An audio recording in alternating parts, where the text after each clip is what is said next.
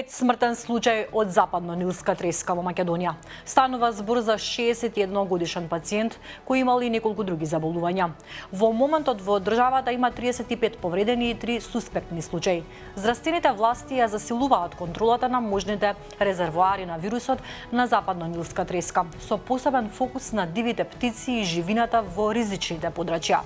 Министерот за здравство Сашо Клековски упати апел до граѓаните, доколку забележат мртва дива птица, особено гавран или друга птица, да го пријават случајот во Агенцијата за храна и ветеринарство.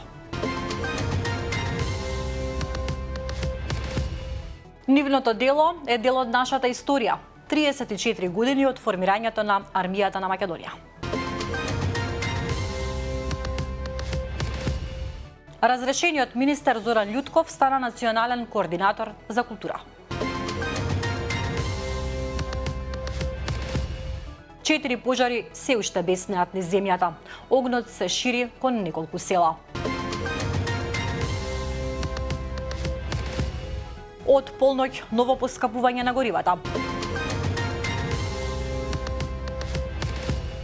Власта 3 години го крши законот за субвенциониран оброк. Студентите се оштетени за 6,5 милиони евра, реагира Левица. И покрај тоа што во меѓувреме се донесени 3 годишни буџети, износот на субвенционираниот студентски оброк останал непроменет – 130 динари, велат од партијата. На 1 септември училиштата ќе ги отворат вратите. Ќе задзвони првото звонче. Првичните податоци што ги соопшти Министерката за образование и наука Весна Јаневска покажаа разлика од 4900 запишани превачиња помалку во однос на минатата година. Бројката не е конечна. За кого ќе звони училишното звонче е насловена новата колумна на Мартин Богатиновски.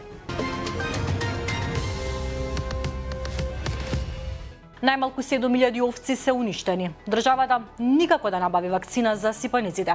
Министерството за земјоделство тврди дека од Турција се обезбедени 500.000 дози вакцина против сипаници кај овците како донација, кои се очекуваат да пристигнат деновиве, истражува Весна Дамчевска. Драма во Прилеп. Комуналци му се пуштија на 100 годишниот јавор. Активисти застанаа да го бранат. Бугарија вратила македонски пиперки со премногу пестициди. Стигнуваат пофалби за нас. Големо признание за македонската кошарка. ФИБА Европа задоволна од организацијата на Европското првенство до 16 години кое се играше во Скопје и Гевгелија. Регион. Хрватското обвинителство истражува можен тероризам поврзан со пожарите во Задар. Тројца од уапсените за потпалување се од српска националност. Снимка како од пеколот. Унгарско семејство со 3-годишно дете поминало со автомобилот низ огнот во Омиш. Во јавноста се шират ужасни видеа кои најдобро сведочат за обемот на паниката и драмата што се одвивала низ огнената стихија. Следуваат трагични вести од светот. Страшна несреќа во Ирска. 5 тинејџери загинаа во директен судир, а 4 се тешко повредени во сообраќајна несреќа што ја предизвикал автомобил кој се движел во спротивна насока на автопат. Полицијата објасни дека во некои случаи возачи намерно возат во спротивна насока на автопатите за да соберат допаѓања на социјалните мрежи.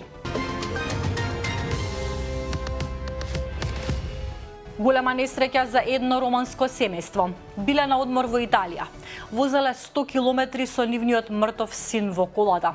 Мислеле дека спие. Според информациите, 31 годишниот маж починал од срцев удар. Тропски бури предизвикаа хаос на Филипините. Загинаа најмалку 23 луѓе. Украински ракети ја погодија руската Белгородска област. 6 мина загинаа. Падна електричен столб во индиски храм. Најмалку 6 мина загинаа бегајќи во стампедо. Епидемијата на ебола во Демократската република Конго стана најсмртоносната во историјата на земјата, откако починаа најмалку 2325 луѓе.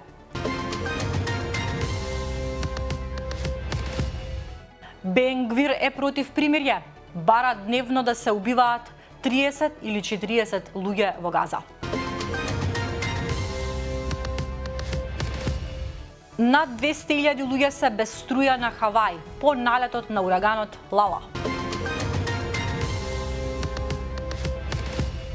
Мета ја чека судење кое би можело драстично да ги промени Facebook и Instagram.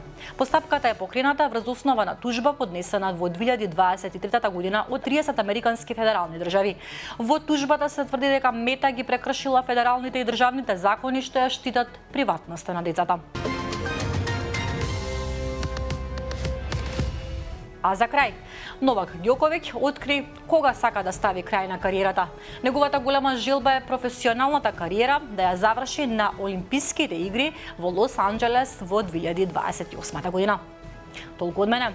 Многу повеќе информации побарајте на slobodnpečat.mk. Се читаме.